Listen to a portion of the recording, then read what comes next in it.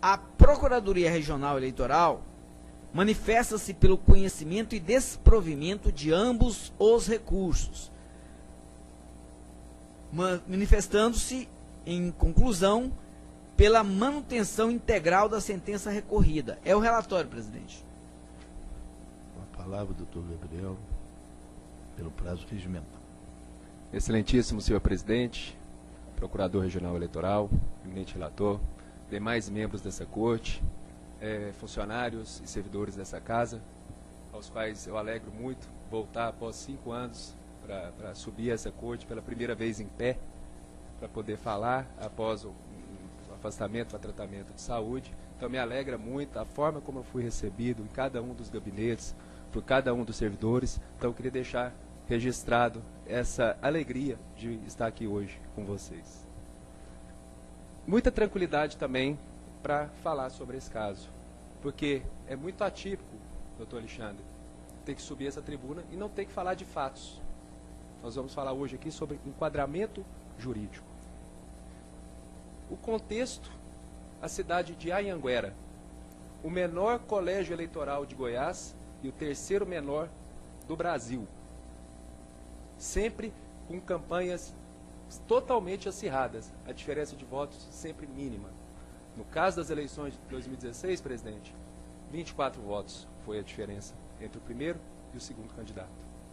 A disputa lá, voto a voto. O contexto, não sou eu que disse isso, a sentença afirmou isso de forma peremptória. As provas são uníssonas em demonstrar que o investigado Francisco da Silva, na condição de prefeito de Anhanguera à época, disponibilizou uma ambulância do município para transportar os eleitores Danilo e sua esposa Emanuele, tão somente para que esses pudessem votar no pleito eleitoral realizado. A sentença reconhece, aplica a conduta vedada, mas diz que não há gravidade ou comprovação de que houve a captação ilícita de sufrágio. O contexto, nessa cidade que se disputa o voto, voto a voto, um por um, o prefeito, no dia da eleição, disponibiliza a única ambulância que o município possui para buscar, em Catalão, um eleitor que está acamado, que está prestes a fazer a cirurgia marcada para aquele dia, junto com a sua esposa, candidata a vereadora. A ambulância sai, busca, depois devolve. Poucas vezes, doutor Marcelo, a gente vê casos tão dramáticos. Dramáticos, quando eu digo, é porque aqui não parou na consumação, na preparação, não. Como no caso que acabou de ser julgado aqui nessa corte, que é um empate a ser decidido. Aqui foi executado. Tirou a ambulância do âmbito do município para transportar eleitor no dia da eleição. Ainda bem que nenhuma munícipe daquele município teve um problema sério, um acidente, porque senão o prefeito estaria respondendo por um outro tipo de crime, que não o eleitoral. O doutor Fabiano falou muito aqui hoje sobre estamos realmente diante de novos tempos e precisamos ter novas balizas para julgar esses corruptores das eleições. A sentença assentou, mas foi só um voto. Não há potencialidade lesiva. E aqui, doutor Alexandre, com todo respeito, aqui foi uma compra de voto qualificada, porque ele buscou justamente uma candidata a vereadora. Essa candidata, doutor Alexandre, eu tive essa percepção de verificar, ela teve 13 votos, foi mal votada, não se elegeu, teve 13 votos. Esses 13 votos, se computados para o segundo colocado, que eram 2 dos candidatos, tornariam diferente a contabilização das eleições. Ficaria o segundo colocado com 508 votos e o atual prefeito com 506. Então, falar, como foi dito na sentença, que isso não interferiu no resultado das eleições é um pouco demais. Ao mesmo tempo, reconhecer a conduta vedada e afastar a captação ilícita, e afastar o dano, e afastar o dolo, e afastar o abuso de poder, nos parece um pouco demais. E quando a gente fala, presidente, sobre gravidade, já tem 3 eleições que a gente já superou isso, que não é necessária a comprovação de que a conduta interferiu no resultado das eleições. A gente está aqui para falar de gravidade. Vamos analisar a gravidade numa situação em que foi utilizado um bem público, mas não é qualquer bem público, é a única ambulância do município. Utilizou um servidor público para fazer esse transporte. Aqui não era dinheiro do empresário lá não, do laticínio. Aqui era o dinheiro público. Ou esse carro foi e voltou 2 vezes voando, ou ele teve que ser abastecido para ir e voltar para transportar o eleitor. Então aqui nós estamos falando de consumação. E em qual momento isso foi feito? No dia das eleições, na data do pleito, onde 24 foi a diferença entre o primeiro e o segundo colocado. Essa candidata teve 13, porque foi buscada. Os 13 eleitores, muito gratos pela conduta do prefeito de trazer de Catalão esses eleitores para votar.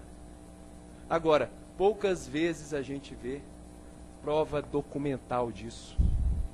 É o que se chama de prova impossível, que basta a demonstração da ponta do iceberg, que ela seria suficiente para atestar uma condenação. Ou até mesmo, o que foi dito aqui, por 3 dos 6 que já se manifestaram, que bastam indícios. Aqui não. Aqui nós temos a prova objetiva, e ela está nos autos. Porque durante a instrução, foi requerido prontuário médico desse senhor que estava hospitalizado em Catalão.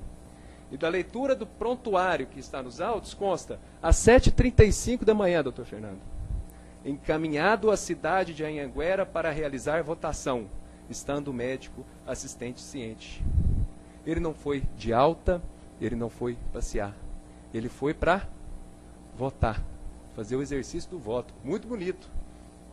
Não com bem público, não com ambulância do município, não com recurso público, a partir de um servidor que teve que ser deslocado para isso.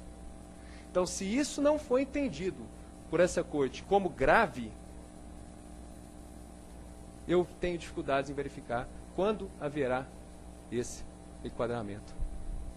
Um eleitor no município de Anhanguera, numa proporção, percentualmente é menos do que 100 eleitores em Goiânia. Lá, isso faz toda a diferença, principalmente para a esposa que acompanhava o marido, que teve 13 votos nas eleições. Isso alteraria o resultado do pleito. Essa vereadora, candidata, foi contemplada. Hoje ela é servidora comissionada. E a convicção é de que teve um preço em Anhanguera por essas eleições. 10 mil UFIRs.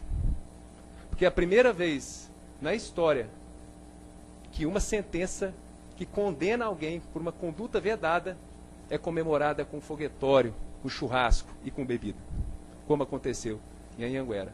E é essa a mensagem que esse tribunal deve passar em sentido oposto, de que não se tolerará nem para 1, nem para 10, nem para 1000 votos a conduta de tirar um bem público da disponibilidade do município, abastecido com dinheiro do município,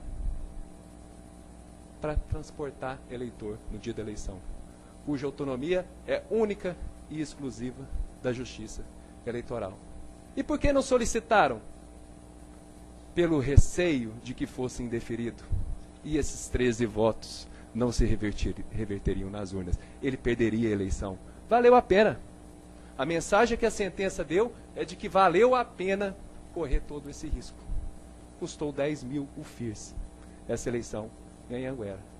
E é com todas essas balizas que nós estamos falando unicamente sobre enquadramento, é que a gente postula essa corte que reveja a sentença e ao Procurador Regional Eleitoral que possa rever o seu entendimento, caso assim entenda, para que ou se afasta tudo, tira a conduta vedada, mas se reconheceu a conduta vedada e falar que não é grave, aí nos parece justamente o que o doutor Fabiano, contrário ao que o doutor Fabiano acabou de dizer nessa corte. Nós estamos em novos tempos, precisamos de novas condutas e é isso que se espera dos candidatos e da lisura que se espera do processo eleitoral. Muito obrigado. Muito obrigado, doutor Gabriel, pela sua participação. Gostaria de dizer que é bom vê-lo com saúde, né? E uma belíssima sustentação que Vossa Excelência nos oferece. Passo a